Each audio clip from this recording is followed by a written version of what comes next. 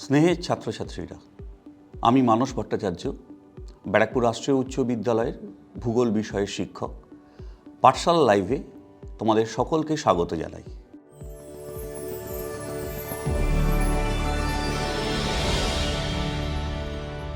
ভূগোল বিষয়ের তোমরা সকলেই হয়তো জানো যে একাধিক বিভাগে কোশ্চেনটা তোমাদের কাছে বিভক্ত থাকে। তাই আমি বিষয়গত জটিলতায় না গিয়ে বিভাগ ভিত্তিক আলোচনার মধ্যে প্রবেশ করব, যাতে সঠিকভাবে বিভাগটা তোমরা উল্লেখ করে পরীক্ষার খাতায় লিখে আসতে পারো। তাই চলো শুরু করি একেবারে প্রশ্নপত্রের প্রথম অংশ থেকে। প্রথম বিভাগটাই হচ্ছে ক বিভাগ, যেখানে তোমাদের 14টি এমসিকিউ প্রশ্নের উত্তর দিতে হয় এবং এখানে কোনো অতিরিক্ত প্রশ্ন তোমাদের সামনে থাকে না। তাই 14টি তোমাদের করতে হবে এবং এই 14টি প্রশ্নে 14 নম্বর পাওয়ার জন্য একটাই পথ তোমাদের সামনে খোলা, সেটা হচ্ছে পাঠ্য বইটাকে গভীরভাবে অনুশীলন করা। কেন এখানে কোনো সাজেশন চলে না, আমরা বলতেও পারি না, কেন বইয়ের প্রতিটা অংশ থেকে তোমাদের প্রশ্নের সম্মুখীন হতে হবে। তবে যেটুকু মনে রাখার দরকার, তোমাদের পরীক্ষায় প্রশ্নের উত্তর করার সময় অবশ্যই বিভাগটি উল্লেখ করবে এবং প্রশ্নের দাগ নম্বর সহ অপশানে যে ABCD অপশানগুলো রয়েছে সেটাকে উল্লেখ করে উত্তরটি লিখবে। পূর্ণ বাক্য ব্যবহার করার কোনো প্রয়োজন তোমাদের কাছে নেই। তবে মনে রেখো, শুধু ক খ গ ঘ এই অপশান লিখবে না, তার পাশে যে শব্দটি তুমি নির্বাচন করছো সেটিকে লিখবে এবং মনে রাখবে উত্তরটা উত্তরপত্রে ওপর থেকে নিচে ক্রমিক নাম্বার অনুসারে পরপর লেখা থাকবে। কোনো পাশাপাশি একই সঙ্গে একাধিক উত্তরপত্রের মধ্যে কখনোই লিখবে না। এটি গেল ক বিভাগের আলোচনা। এরপর খ বিভাগ, যেখানেও প্রশ্নমান 1 করে। এখানে যে ধরনগুলো তোমাদের সম্মুখীন হতে হয় সেটা হচ্ছে শুদ্ধ অশুদ্ধ নির্বাচন, শূন্যস্থান পূরণ, 2-1 কথায় উত্তর দাও এবং বামপক্ষের সঙ্গে ডানপক্ষের ম্যাচিং। প্রথমেই বলি শুদ্ধ অশুদ্ধ লেখা। 6টি প্রশ্নের উত্তর তোমাদের করতে হয়, তোমরা সকলেই জানো, কিন্তু প্রশ্নে 7টি প্রশ্ন দেওয়া থাকে। আমার মতে তোমরা অতি অবশ্যই 7টি প্রশ্নেরই অ্যান্সার করবে। তার কারণ, যদি কোনো উত্তর ওই প্রথম 6টির মধ্যে ভুল হয়, সেক্ষেত্রে কিন্তু অতিরিক্ত প্রশ্নটি লেখার জন্য তোমাদের সামনে নাম্বার পাওয়ার একটা সুযোগ তৈরি হবে, অন্যথায় নয়। এবং এখানেও দাগ নম্বর সহ শুধুমাত্র শব্দটি শুদ্ধ না অশুদ্ধ সেটুকু লিখলেই যথেষ্ট। তবে ভুল করেও শুধুমাত্র তালবস্যয় হ্রস্ব বা অশুদ্ধর ক্ষেত্রে অ এই ধরনের সংক্ষিপ্ত শব্দ কখনোই ব্যবহার করবে না। যদি কোনো জায়গায় শুদ্ধ বা অশুদ্ধ লিখতে গিয়ে তোমাদের মনে হয় উত্তরটি তোমরা ভুল লিখে ফেলেছ, সেক্ষেত্রে একটা পেন থ্রু করে তার পাশে পুনরায় লিখবে, কিন্তু কখনোই ওভার রাইটিংয়ে যাবে না। তার পরবর্তী প্রশ্নে তোমরা পাবে যে শূন্যস্থান পূরণ। এক্ষেত্রেও একই পদ্ধতি তোমাদেরকে অবলম্বন করতে হবে। প্রশ্নের দাগ নম্বর সহ লিখে শূন্যস্থান পূরণে যে শব্দটি তোমার কাছে গ্রহণযোগ্য বলে মনে হয়েছে সেই শব্দটি লেখার পর তার নিচে অতি অবশ্যই আন্ডারলাইনটি করবে। এবং এখানেও 7টি প্রশ্ন থাকে। সেই 7টি প্রশ্নের মধ্যে আমার মতে একই রকমভাবে 7টি প্রশ্নই উত্তর করবে। তার কারণটা তোমাদের আগের ক্ষেত্রে আমি ব্যক্ত করেছি। এরপর 2-1 কথায় উত্তর। এখানে সাধারণভাবে 8টি প্রশ্ন দেওয়া থাকে, যেখানে 6টি প্রশ্নের উত্তর তোমাকে করতে হয়। এক্ষেত্রেও আমার মত, যদি তোমার কাছে উত্তর জানা থাকে তাহলে তুমি অতিরিক্ত প্রশ্নের উত্তরটাও করে আসবে। ওই কারণটা বললাম একই। এক্ষেত্রে আমরা চাই যারা খাতা দেখার সময় যে উত্তরটা শুধু লিখলেও কোনো কোনো ক্ষেত্রে হয় বা 2-3টে শব্দের মধ্যে উত্তর লেখা যায়, কিন্তু যদি তুমি একটু অনুশীলন করো তাহলে কিন্তু সেই উত্তরটা একটা পূর্ণ বাক্যের মাধ্যমে তুমি উপস্থাপন করতে পারো। তাতে কি হয়, তোমার খাতাটা অনেক সুগঠিত হয় এবং নাম্বার দেওয়ার ক্ষেত্রেও সেখানে পূর্ণ মান পাওয়ার সুযোগটা অনেক বেড়ে যায়। বামপক্ষ এবং ডানপক্ষ এই ম্যাচিং অংশে বামপক্ষর যে দাগ নাম্বার আছে সেগুলোকে পরপর লেখার পর তার সাথে মানানসই শব্দটা ডান দিকে লিখে সেটাকে উপস্থাপন করাটা খুব জরুরি। ছোটোবেলা থেকে আমাদের অনেকেরই অভ্যাস থাকে যে একটা অ্যারো চিহ্ন দিয়ে বা দাগ টেনে ম্যাচিং করা, সেটা কিন্তু মাধ্যমিকের খাতায় তোমরা কখনোই করবে না। এই যে ক এবং খ বিভাগের কথা তোমাদেরকে বললাম, এই জায়গায় তোমাদের নাম্বারের ডিস্ট্রিবিউশন 14, 6, 6, 6 এবং 4। এই পূর্ণ মানটা ক্ষেত্রে বারবার করে তোমাদেরকে বলি যে টেক্সট বই, তোমরা যে টেক্সট বইটাই পড়েছো সেই টেক্সট বইটাই কিন্তু প্রথম থেকে শেষ অংশ পর্যন্ত গভীরভাবে অনুশীলন করবে। এই অনুশীলন ছাড়া এই অংশে পূর্ণ মান পাওয়ার বিকল্প কোনো পদ্ধতি বা পন্থা কিন্তু তোমাদের সামনে নেই। পরবর্তী পর্যায়ে আমাদের গ বিভাগ, 2 নম্বরের প্রশ্ন। এই 2 নম্বরের প্রশ্নে 6টি প্রশ্নের উত্তর তোমাদের দিতে হয়। 6টি প্রশ্ন পরীক্ষায় প্রশ্নপত্রে থাকে এবং প্রত্যেকটা প্রশ্নের সঙ্গে একটা করে বিকল্প প্রশ্ন তোমাদেরকে দেয়া থাকবে। এই প্রশ্নের ক্ষেত্রে বিশেষভাবে জরুরি প্রতিটা চ্যাপ্টারের মূল অংশগুলো তুলে ধরা এবং এই জায়গায় পড়ার সময় এবছরের মাধ্যমিক পরীক্ষায় আগত প্রশ্নগুলোকে একটু ভালো করে দেখবে, কেননা সেই যে জায়গা থেকে প্রশ্নগুলো এসছে সেই অংশে কিন্তু রিপিটেশন সাধারণভাবে মাধ্যমিক পরীক্ষায় হয় না। আমি তোমাদের চ্যাপ্টার ধরে কিছু কথা বলি। যেমন প্রথম চ্যাপ্টার নদী, বায়ু এবং হিমবাহ। এই জায়গায় এবছরের আগত মাধ্যমিক পরীক্ষার প্রশ্নের দিকে তাকিয়ে যদি বলা যায় যে নদী চ্যাপ্টারে শুরুর একেবারে ইন্ট্রোডাকশন পার্টে অবরোহণ, আরোহণ, নদী অংশে জলপ্রপাত, মন্থকূপ, প্রপাতকূপ, বদ্বীপ, এই রকম ধরনের সংক্ষিপ্ত যে প্রশ্ন যেগুলো 2 নম্বরের ক্ষেত্রে ভীষণ রকমভাবে গুরুত্বপূর্ণ। এবারে বায়ুর কার্যের ক্ষেত্রে ভূমিরূপের সঙ্গে সঙ্গে যে গৌড় বা ইনসেলবার্জ, এই ভূমিরূপগুলোর উপর বিশেষ গুরুত্ব দেবে।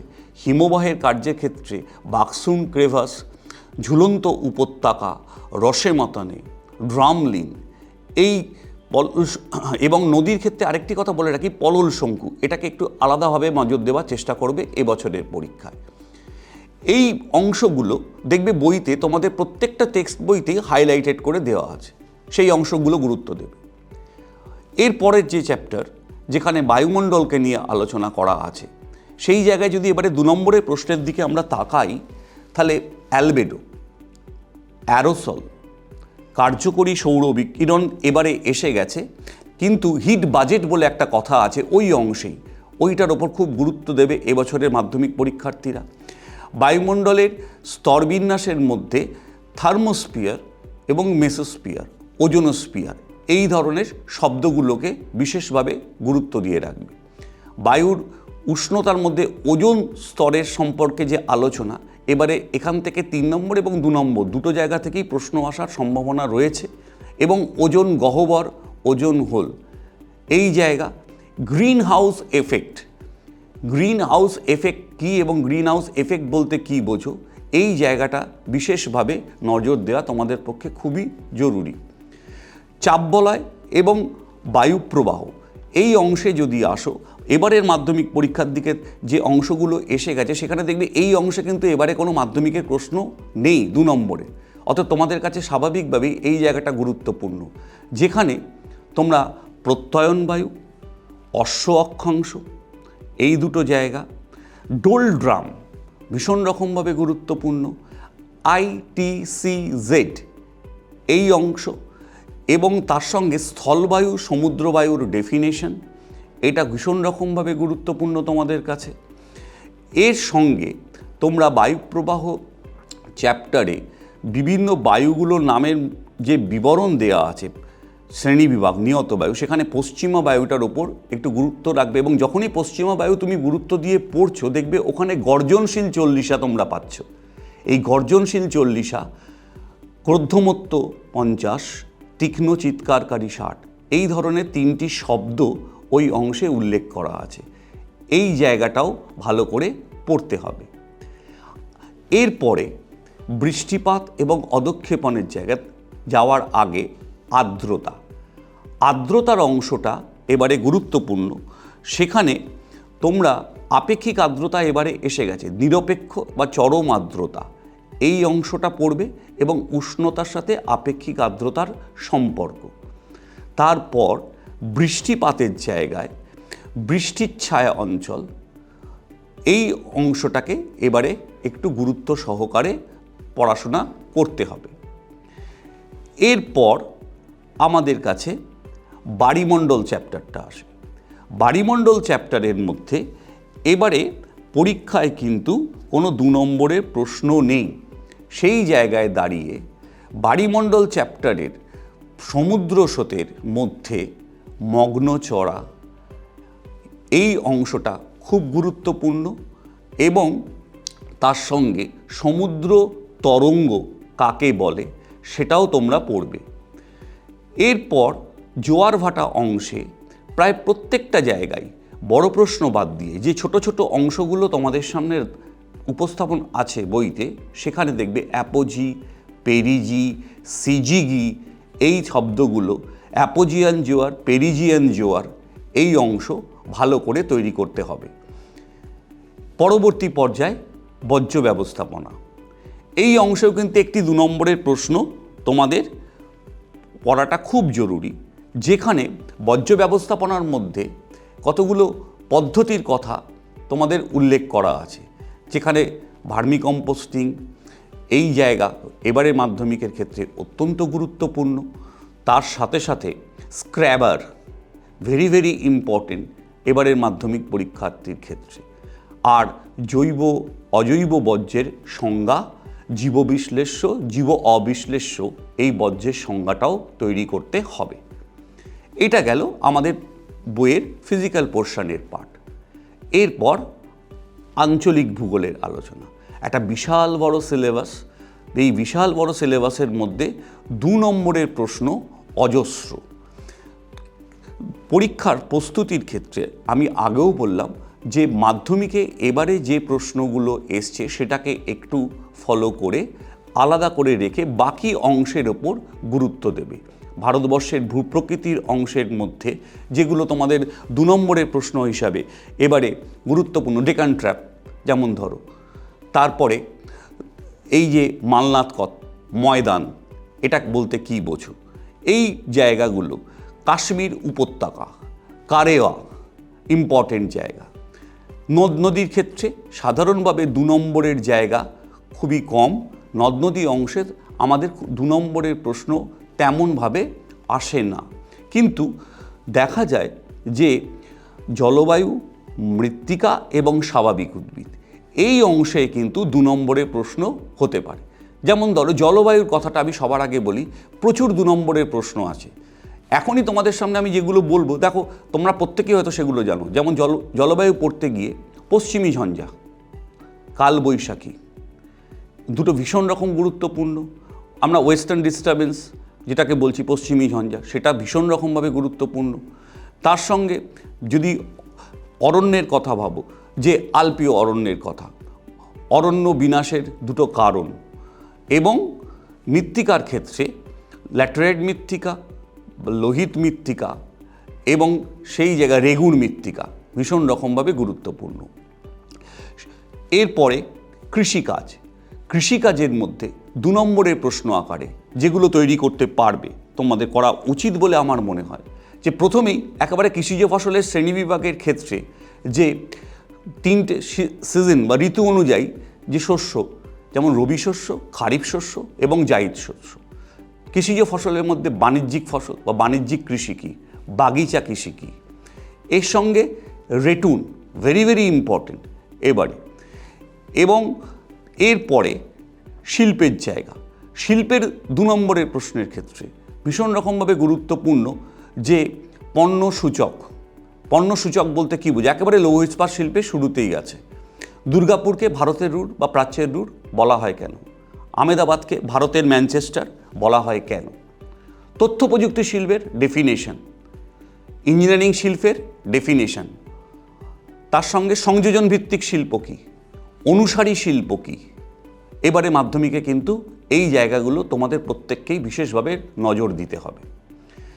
এর পরবর্তী পার্টে পরিবহন, যোগাযোগ এবং তার সঙ্গে জনবসতি, জনসংখ্যার ঘনত্ব, আদর্শ জনসংখ্যা, জনবিস্ফোরণ, কাম্য জনসংখ্যা, পরিবহনের ক্ষেত্রে হীরক চতুর্ভুজ, সোনালী চতুর্ভুজ ভীষণ রকমভাবে গুরুত্বপূর্ণ, এবং যোগাযোগ ব্যবস্থার ক্ষেত্রে আধুনিক যোগাযোগ ব্যবস্থা, এই জায়গাটা 2 নম্বরের প্রশ্নের জন্য তৈরি করা খুবই জরুরি। তার সঙ্গে এই প্রত্যেকটা যোগাযোগ সড়ক, রেল এবং জলপথে সুবিধা অসুবিধা 2টি করে পয়েন্ট তৈরি করে রাখবে, কেননা পয়েন্ট ভিত্তিক প্রশ্ন 2 নম্বরের প্রশ্নের ক্ষেত্রে আসতে পারে। একেবারে শেষ চ্যাপ্টার যে অংশটা, সেটা হচ্ছে উপগ্রহ চিত্র এবং ভূবৈচিত্র্য সূচক মানচিত্র। এখানে গতবারে যে প্রশ্ন দুটো এসছে সেটাকে বাদ দিয়ে যদি আমরা দেখি যে দুটোরই ডেফিনেশন থাকা খুব জরুরি। তার সঙ্গে জিও স্টেশনারি, সানসিনক্রোনাস উপগ্রহের পার্থক্য, টোপো মানচিত্রের সংজ্ঞা, বৈশিষ্ট্য এবং গুরুত্ব 2টো করে পয়েন্ট, এবং দুটোর তুলনাও টোপোগ্রাফিক্যাল মানচিত্র এবং উপগ্রহ চিত্র পার্থক্য 2টো পয়েন্ট তৈরি করে রাখতে হবে। সেন্সর, প্ল্যাটফর্ম, সোয়াথ, এই শব্দগুলোকে ভীষণ রকমভাবে গুরুত্ব দিয়ে তৈরি করবে। দেখো 2 নম্বরের প্রশ্ন তো ঠিক সাজেশান হবে বা সাজেশান করে দেওয়া যাবে যদি বলা হয়, সেটা কিন্তু সম্ভবপর নয়, কিন্তু ফোকাসটা কোন কোন জায়গার উপর থাকতে হবে আমার এই টপিকসগুলো বলার মধ্যে দিয়ে তোমরা বুঝতে পারবে। আর যে কোনো ধরনের বই মাধ্যমিকে যেগুলোই এবারে টেক্সট বই হিসেবে তোমাদের সামনে রয়েছে, প্রত্যেকটার বইতেই 2 নম্বরের প্রশ্নগুলোর ক্ষেত্রে একটা বক্সের মাধ্যমে একটা আলাদা কালার আইডেন্টিফিকেশান দিয়ে সেগুলোকে হাইলাইট করে দেওয়া আছে। এই জায়গাগুলো কিন্তু তোমরা সকলেই ভীষণ রকমভাবে নজর দেবে। এর পরবর্তী বিভাগ ঘ বিভাগ, যেখানে 3 নম্বরের প্রশ্ন। 3 নম্বরের প্রশ্নে এখানে 4টি প্রশ্ন লিখতে হয়, 4টি প্রশ্ন তোমাদের দেওয়া থাকে, বিকল্প প্রশ্ন একটা করে দেওয়া থাকে। 3 নম্বরের প্রশ্ন এবারে মাধ্যমিকের দিকে তাকিয়ে আমি তোমাদেরকে বলতে পারি যে প্রথম যে নদীর কার্য, নদীর কার্যে 3 নম্বরের প্রশ্ন, সেটা নদীর ক্ষয়কার্যের পদ্ধতিগুলোকে একটু বিশেষভাবে নজর দেবে। তার সঙ্গে জলপ্রপাতের পশ্চাৎ অপসারণ, এই পয়েন্টটা 3 নম্বরের প্রশ্নের জন্য গুরুত্বপূর্ণ। তারপরে ধরো হিমবাহের কার্য, হিমবাহের কার্যের মধ্যে পড়ার সময় 3 নম্বরের প্রশ্ন আকারে হিমবাহ উপত্যকা এবং নদী উপত্যকার মধ্যে পার্থক্য, এটা আলাদা করে তৈরি করবে। রসেমাতানে এবং ড্রামলিনের পার্থক্য, এটা কিন্তু 3 নম্বরের প্রশ্নের জন্য ইম্পর্টেন্ট। বায়ুর কার্য, বায়ুর কার্য সেখানে বারখান, আসিফ, বালিয়ারি এই দুটির পার্থক্য এবং সেখান থেকে মরুকরণ কাকে বলে এবং তার প্রতিরোধের 3টি উপায়, এটাকেও নজর দেওয়ার চেষ্টা করবে।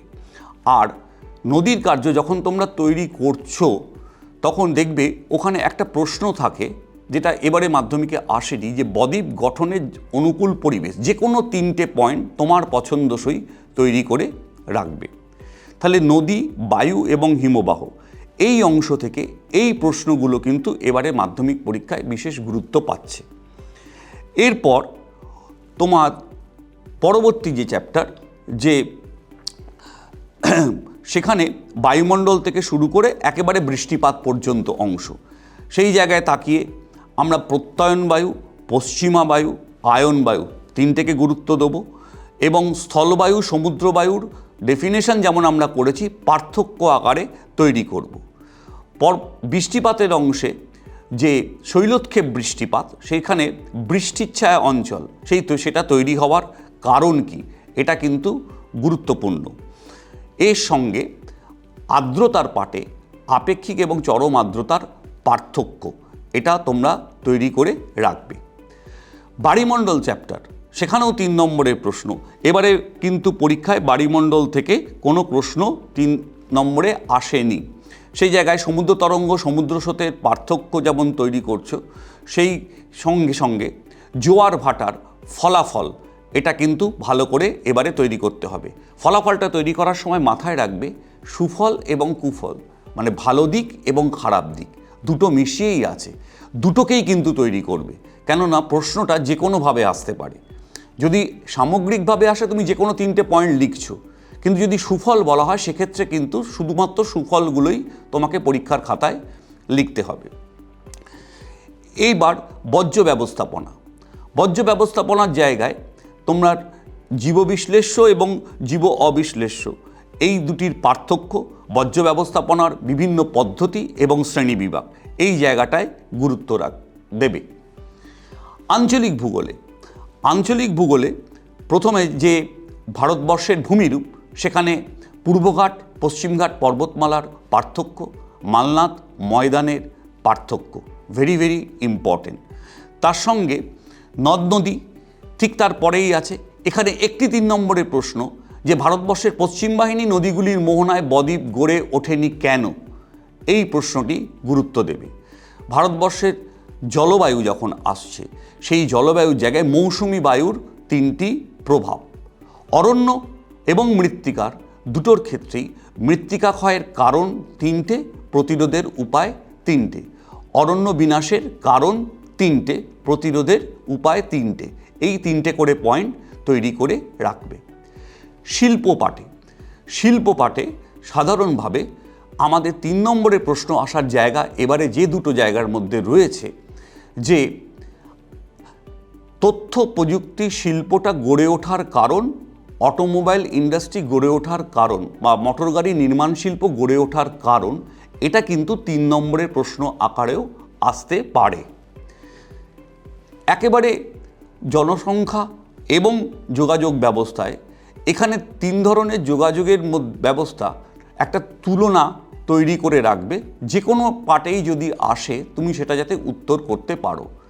জনসংখ্যার ক্ষেত্রে দ্রুত জনসংখ্যা বৃদ্ধির কারণটা 3 নম্বর আকারে তৈরি করো, আর জনঘনত্ব এই অংশটাও 3 নম্বরের প্রশ্নে বিস্তারিত যদি আসে সেটাকেও আলাদা করে একটু ইকুয়েশন দিয়ে ব্যাখ্যা করে এবং শ্রেণীবিভাগের জায়গাটা তৈরি করবে। শহর গড়ে ওঠার যে কোনো 3টে কারণ, এটাকেও তৈরি করে রাখবে। একেবারে শেষ পার্ট যেটা উপগ্রহ চিত্র, সেই অংশে আমি তোমাদের 2 নম্বরের প্রশ্নে যে কথাগুলো বলেছি সেটা বাদ দিয়ে প্রত্যেকটার ক্ষেত্রেই তোমরা গুরুত্ব এবং ব্যবহারিক দিক এবং দুটোর মধ্যে তুলনাটা 3 নম্বরের প্রশ্ন আকারে তৈরি করো। এই যে দুটো দিক পরপর বললাম, 2 নম্বরের প্রশ্ন এবং 3 নম্বরের প্রশ্ন, উপস্থাপন করার ক্ষেত্রে আমি একটা কথা বলি যে সাধারণভাবে 2 নম্বরের প্রশ্ন 30 থেকে 40টা শব্দের মধ্যে লিখতে হয়। একদম অতিরিক্ত লেখার কোনো দরকার নেই। কংক্রিট সে যেটুকু চাওয়া হয়েছে সেটুকুই উল্লেখ করবে, এবং যদি কোনো প্রশ্নের ক্ষেত্রে উদাহরণ দেওয়ার সুযোগ থাকে তাহলে অবশ্যই সেখানে উদাহরণ দেবে 2 নম্বরের প্রশ্নগুলোর ক্ষেত্রে। আর যদি কোনো 2 নম্বরের প্রশ্ন পার্থক্য আকারে আসে, যেমন ধরো অবরোহণ এবং আরোহণ এর পার্থক্য লেখার সময় অবশ্যই বিষয় উল্লেখ করে তবেই পার্থক্য লিখবে। কোনো উদাহরণ পার্থক্যের আলাদা পয়েন্ট হিসাবে কিন্তু বিবেচিত হয় না। 3 নম্বরের প্রশ্ন এখন মাধ্যমিক পরীক্ষা অনেক স্পেসিফিক হয়ে গেছে, সাধারণভাবে 3টি কারণ বা 3টি পার্থক্য উল্লেখ করতে বলা হয়। তোমরা ঠিক 3টি কারণ বা 3টি পার্থক্য পয়েন্ট করে লিখবে। পার্থক্য লেখার সময়ও কিন্তু সেই বিষয় উল্লেখ করে উপস্থাপন করবে। আমার সাজেশন তোমাদের কাছে, এই 2 নম্বর বা 3 নম্বর প্রশ্নগুলোর উত্তর যখন খাতায় লিখছো তখন দাগ নাম্বার দিয়ে উত্তরটা শুরু করার আগে প্রশ্নের যদি একটা ক্যাপশন বা হেডিং ব্যবহার করো বাইকালারের পেন ইউজ করে, তাহলে খাতাটা অনেক অ্যাট্রাকটিভ হয়। যেমন ধরো তোমাকে জানতে চাওয়া হয়েছে যে কারেয়া বলতে কী বোঝো। এই প্রশ্নে তুমি যখন উত্তরটা লিখছো সরাসরি নীল কালি দিয়ে যদি তুমি পরীক্ষায় উত্তর লেখো তাহলে তুমি উত্তরটা লেখা শুরু করছো, কিন্তু আমার সাজেশন ওপরে একটা ব্ল্যাক পেন ইউজ করে কারেয়া শব্দটার একটা হেডিং দাও, তারপর তার উত্তরটায় আসো। পার্থক্য লেখার সময় ঠিক একই রকমভাবে যেটির পার্থক্য তোমার কাছে জানতে চাওয়া হয়েছে সেই পার্থক্যের বিষয়টা ব্ল্যাক কালি ইউজ করে উপরে একটা হেডিং দাও, তারপরে উত্তরটা লেখো। তাহলে খাতাটা অনেক প্রাণবন্ত হয়, অনেক উজ্জ্বল হয়। 3 নম্বরের প্রশ্নে যদি কোথাও ছবি দেওয়ার সুযোগ থাকে সেক্ষেত্রে কিন্তু ছবি তোমরা ব্যবহার করতে পারো, কিন্তু 2 নম্বরের প্রশ্নের ক্ষেত্রে ছবি দিতেই হবে এরম কিন্তু কোনো বাধ্যবাধকতা তোমাদের সামনে নেই। তাই এই দুটো অংশ যত নিখুঁতভাবে উপস্থাপন করবে তত নাম্বার বেশি পাবে। তার কারণ আমি বলে রাখি তোমাদেরকে, 2 নম্বরের প্রশ্নে 2-এ 2 মাস্টারমশাইরা খাতা দেখার সময় খুব সহজেই দিতে পারেন, কিন্তু 5 নম্বরের প্রশ্নে 5-এ 5 দেওয়ার সময় কিন্তু তারা অনেকটা ভাবনা চিন্তা করেন। কেন 2 নম্বর প্রশ্নে যে সংজ্ঞা এবং বৈশিষ্ট্য বা উদাহরণ যখনই তুমি দিচ্ছ তখন সেখানে 2-এ 2। 3 নম্বরের প্রশ্নে 3টি পার্থক্য তোমাদের কাছে চাওয়া হয়েছে। 3টি মৌলিক পার্থক্য যদি তুমি পরীক্ষার খাতায় উপস্থাপন করতে পারো তাহলে অবশ্যই 3-এ 3 পাবে, যেটা কিন্তু 5-এ দেওয়ার সময় আমরা 10 বার ভাবি যে 5-এ 5 দেবো কি না। তাই এই জায়গাটায় তোমরা যত ভালো নাম্বার গেইন করতে পারবে টোটালটা তোমাদের তত ভালোর দিকেই এগোবে। এবারে আসি একেবারে পরবর্তী বড় প্রশ্নের জায়গা, 5 নম্বর প্রশ্ন। 5 নম্বর প্রশ্ন একেবারে স্পেসিফিক আকারে আসে, প্রাকৃতিক ভূগোল থেকে 2টো, আঞ্চলিক ভূগোল থেকে 2টো উত্তর তোমাদেরকে করতে হয়।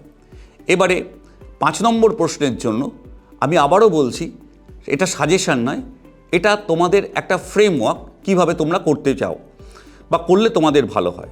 যে টপিকসগুলো এবারে গুরুত্ব দেবে: নদীর সঞ্চয় ক্ষয়কার্যের 3টি ভূমিরূপ, হিমবাহের সঞ্চয় কার্যের ফলে 3টি ভূমিরূপ, হিমবাহ জলধারার মিলিত কার্যের ফলে 3টি ভূমিরূপ, হিমবাহের ক্ষয়কার্যের 3টি ভূমিরূপ, বায়ু ও জলধারার কার্যের 3টি ভূমিরূপ, বায়ুচাপের তারতম্যের কারণ, চাপবলয়গুলির সৃষ্টির কারণ, চাপবলয় নিয়ত বায়ুর সম্পর্ক, বিশ্ব উষ্ণায়নের কারণ এবং বায়ুমণ্ডলের স্তরবিন্যাস, জোয়ার ভাটা সৃষ্টির কারণ এবং ফলাফল, এবং বিভিন্ন প্রকারের যে জোয়ার, সে ভরাকোটাল, মরাকোটাল, অ্যাপোজি, পেরিজি, এই অংশগুলো 5 নম্বরের প্রশ্নের জন্য এবারের মাধ্যমিক পরীক্ষার ক্ষেত্রে খুবই গুরুত্বপূর্ণ। এই কটা অংশ তোমাদেরকে তৈরি করতেই হবে। আঞ্চলিক ভূগোলের ক্ষেত্রে বলি, এবারের মাধ্যমিক পরীক্ষার দিকে যেই প্রশ্ন এসে গেছে সেগুলোকে সামনে রেখে কি আসতে পারার সম্ভাবনা আমাদের সামনে রয়েছে: পূর্ব পশ্চিম উপকূলীয় সমভূমির তুলনা, ভারতবর্ষের জলবায়ুর নিয়ন্ত্রক, ভারতবর্ষের জলবায়ুতে মৌসুমি বায়ুর প্রভাব, কৃষিজ ফসলের মধ্যে ধান, গম, কফি, কার্পাস, চা। আমি ক্রমিক গুরুত্ব অনুযায়ী পরপর তোমাদেরকে বললাম, অর্থাৎ প্রায়োরিটি কোন জায়গা থেকে শুরু, কোন জায়গায় গিয়ে শেষ। শিল্পের ক্ষেত্রে এবারে যে প্রশ্নটা টেস্ট পেপারে ভীষণ রকমভাবে ঘোরাঘুরি করছে, পূর্ব ভারতে লৌহ ইস্পাত শিল্পের কেন্দ্রীভবনের কারণ, তথ্য প্রযুক্তি শিল্পের ভারতবর্ষের অগ্রগতি বা বিকাশের কারণ, ভারতবর্ষে মোটরগাড়ি নির্মাণ শিল্পের দ্রুত অগ্রগতির কারণ, নগর গড়ে ওঠার কারণ, তার সঙ্গে নগরায়নের সমস্যা, ভারতবর্ষে অসম জনবন্টনের কারণ এবং বিভিন্ন প্রকার পরিবহন ব্যবস্থার তুলনা। এই বিষয়গুলো এবারের মাধ্যমিক পরীক্ষার্থীদের কাছে আমার মনে হয়েছে যে বেশি নজর দেওয়া দরকার। একদম শেষ অংশ, মানচিত্র। 10 নম্বর, কোনো অপশান নেই, একটাই পথ তোমাদের সামনে: অনুশীলন, অনুশীলন এবং অনুশীলন। তবে অনুশীলনটা কিভাবে করব সেটার জন্য বলি, এবছরের মাধ্যমিক পরীক্ষায় যে 10টি বিষয় এসে গেছে সেটাকে নিশ্চিন্তে বাদ দিয়ে রাখতে পারো। আমার মতে 20, 21, 22, 23 এই 4টি বছরের যে অংশ সেইগুলোকেই ভালো করে প্রিপারেশন করবে, কেন ম্যাপ পয়েন্টিংয়ের কোনো সাজেশান কিন্তু দেওয়া যায় না।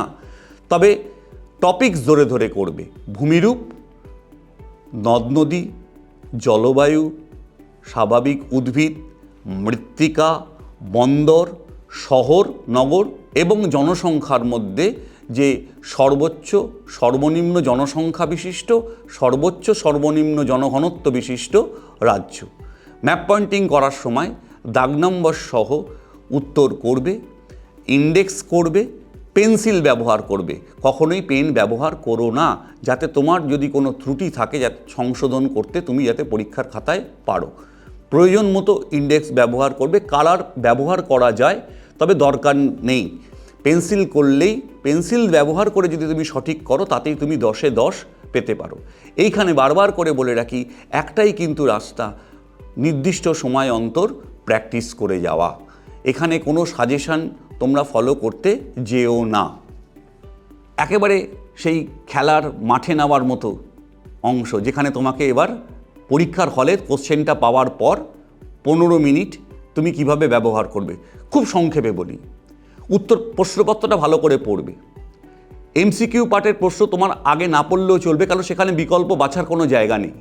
আমার মতে পরের অংশ থেকে পড়াটা আগে শুরু করে নাও, সিলেক্ট করে নাও কোনগুলো তুমি অ্যান্সার করছো। তুমি প্রশ্নপত্রে কিন্তু কোনো কিছু লিখবে না, এটা ইনস্ট্রাকশন। এইবার এই যে উত্তরটা তুমি 3 ঘন্টা সময় করবে, এই 3 ঘন্টা সময়কে কিভাবে ব্যবহার করবে।